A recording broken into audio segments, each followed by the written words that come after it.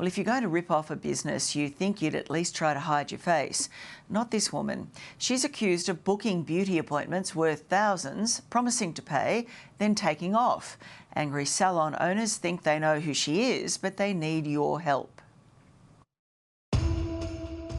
You've got a beautiful injectable result and we deserve to be paid for it. We don't deserve to be ripped off. This is not going to go away. Social media can be used in terms of investigative processes, so many people are using these platforms now. I have infiltrated her life like a parasite. To rip people off like that and think you can get away with it and then go to somewhere else and do it.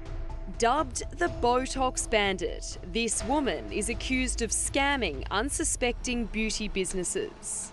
So I realised that this must be a real person, but definitely not the person that had booked the appointment.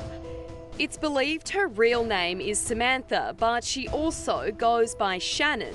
No one really knows who she is, but one thing we know for sure is she picked the wrong business owners. She shouldn't have chosen a small business like mine to try and steal injectables from, because I've infiltrated her life a little bit and made it really hard for her to get away with it, hopefully.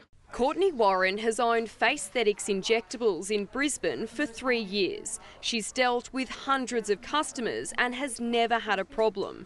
That was until her first client of 2021, who booked in under the name Shannon.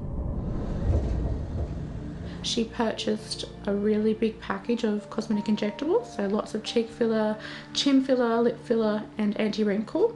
A total of more than $1,600 worth of work.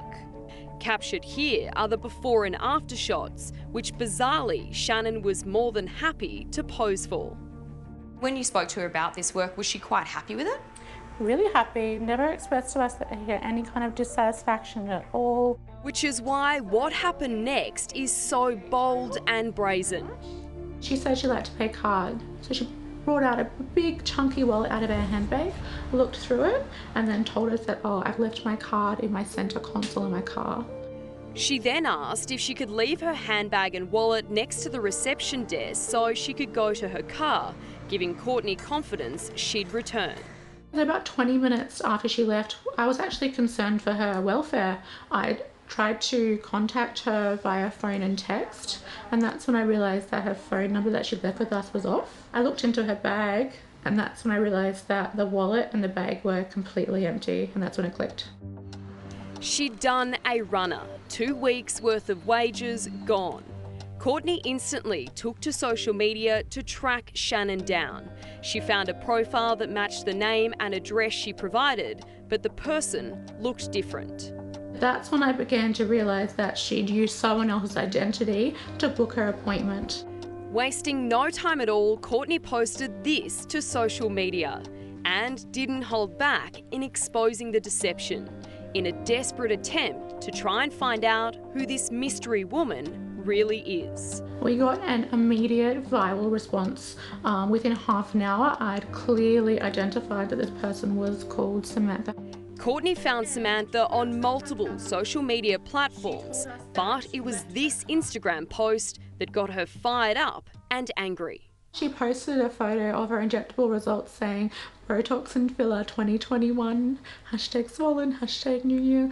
How does it make you feel seeing that? She's obviously so happy with the results, and she actually put a post up bragging about them, knowing she didn't pay for them. It's quite disgusting, really.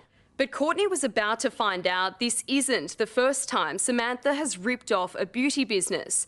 A hairdresser just suburbs away was doing her own detective work after Samantha failed to pay her $450 for hair extensions she got just 3 days before going to Courtney's clinic.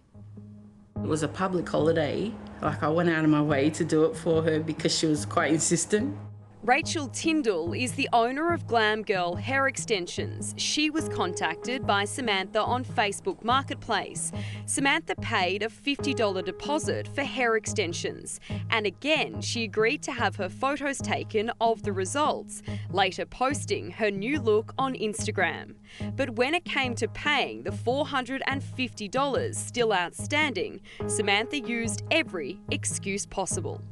She said both of her cards, she had two, a pink and a black one with NAB.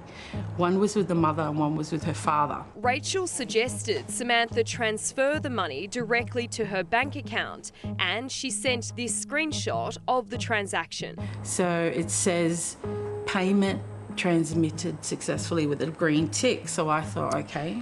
2 days later, the money hadn't come through, but that didn't stop Samantha from contacting Rachel to complain about her new locks being dry.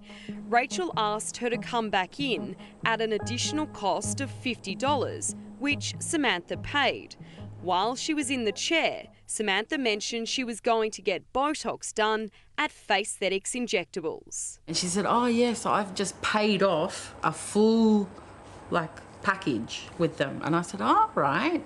When the money still hadn't come into Rachel's account days later, she contacted her bank. And they said there was no money waiting to hit my account. That's when I did message Courtney on Instagram, DM'd her and just said, hello, I did have a client by the name of Sam.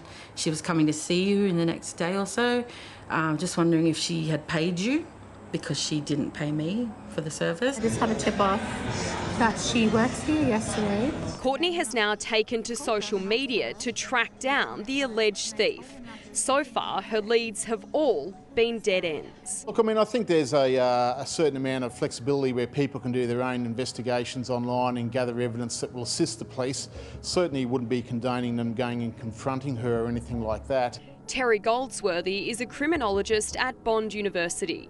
I would have thought it'd be quite an easy matter for the police to follow up on. Both businesswomen have now reported the matters to police. Police have to do something about this. It's wrong. Now I really would just like to confront Samantha and ask her, where's my money for the services that we provided?